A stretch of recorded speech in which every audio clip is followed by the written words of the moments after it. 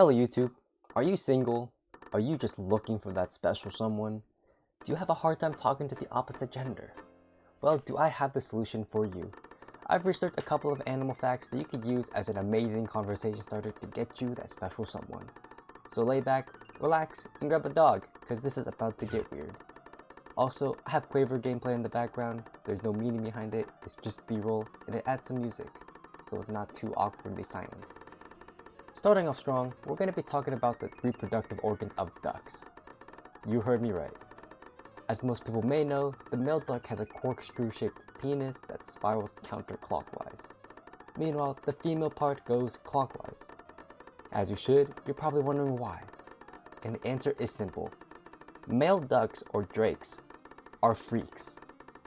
I'm sure you can figure out the rest. In response, female ducks have developed their part to be clockwise in order to make it harder for male ducks to do it without their consent. And since one goes counterclockwise and the other goes clockwise for an effective session, it takes the cooperation of both the female and the male duck. Now say it with me kids, consent is important. Now let's move on to the next fact. It's still in ducks by the way, but just the male ducks this time. How do I say this? When it's not mating season, a male duck loses his manhood. Now let me explain. As the name states, when it's not mating season, a male duck has no use for his little drake. So in order to conserve energy and resources, whatever that means, their meat shrinks away. But as mating season rolls around, the male duck's testosterone level will increase, leading to a regrowth of their stuff. Okay, that should be enough of the reproductive organs of ducks, so we're moving on to the next animal. Moray eels, I recently found out, have two sets of jaws, and unless you're blind or have no eyes, their first jaw is the one that you can see. And the second jaw is, quiz time, A second pair of teeth that lines its throat, B, inside of its stomach, C, a second pair of jaws that can move forward and back, or D, this is a trick question and I'm just making this up for a longer video. If you guessed D, you're wrong because it's actually C. So this second pair of jaw is what they call the how do you pronounce this? Pharyngeal. Since they can't actually swallow, they use their first set of jaw to bite down on the food to sort of secure it in place. And then their second jaw comes out like some kind of monster and drags it down to where is basically the esophagus.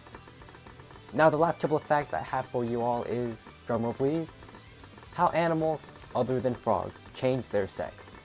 Turns out there's quite a bunch of them, and I'm going to be going from non-fish to fish, and for the fish, I ranked them from my least to most favorite of the three. Number 1, the bearded dragon. First, a bearded dragon's sex is influenced by the temperature it's being incubated at. So if a bearded dragon is incubated below 32 Celsius or roughly 90 Fahrenheit, the bearded dragon is likely to be male, but if they're incubated above that, they're more likely to be female. Now here is where the sex swap happens. And by the way, it only works from male to female.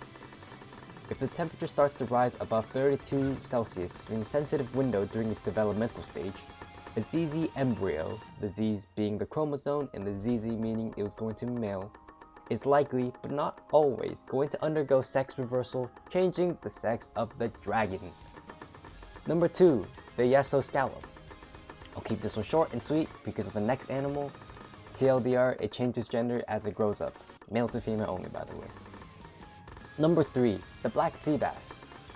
For this one, I'm going to be a little more educational because it's just like the yeso scallops. Being protogynous hermaphrodites.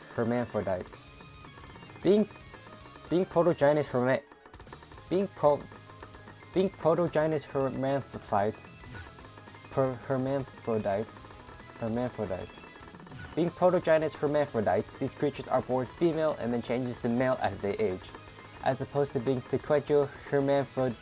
I need to learn how to pronounce this word. Hermaphroditism. Hermaphroditism, as opposed to being sequential Hermaphroditism.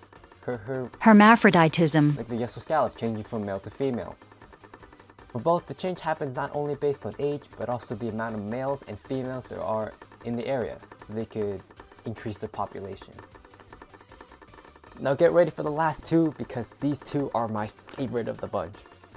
Number 2, the kids are gonna love this one, cause it's about the clownfish. Clownfish are, as I said before, protogynous hermaphrodites, born male and changes to female. But for clownfish, they change only, and I say only, when they need to. Not based on age or temperature like the other people, or fish. In a school of clownfish, you would find many non-breeding male fishes and 2 breeding dominant pairs. Now when the female half of the breeding pair dies, the male half will then turn to a female to fill her spot, with the next dominant male being the largest of the non-breeding males. Now why don't we think back to the movie Finding Nemo? I'm not gonna elaborate because I'm sure the implication is there. Finally, we get to number 1, the funniest and my favorite, the hawkfish. The hawkfish live in a oh my goodness, I can't. Harem. The hawkfish live in a harem-based social structure. It's where a male leads a group of females, mostly for breeding. Reminds me of King Solomon. Except breeding part. If you know, you know. Anyway, here's why I found this one in particular so funny. If a male gets too greedy because of the amount of female he has, one of the larger females will turn male and take half of the females with them. Which is hilarious. Like, imagine if one of King Solomon's wives turned male and just left with half the woman. Also, a unique thing about the hawkfish is they're able to switch back and forth. Female to male for when the male has too many females, like I said before, and male to female for when they're getting challenged by a bigger male after losing too many females.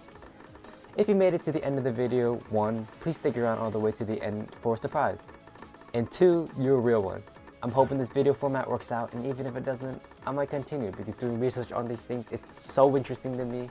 And trust me, I have big plans for the future. If this channel works out, it'll definitely be a lot closer than you think. Thank you for watching, and I hope you have the day you deserve. Bye.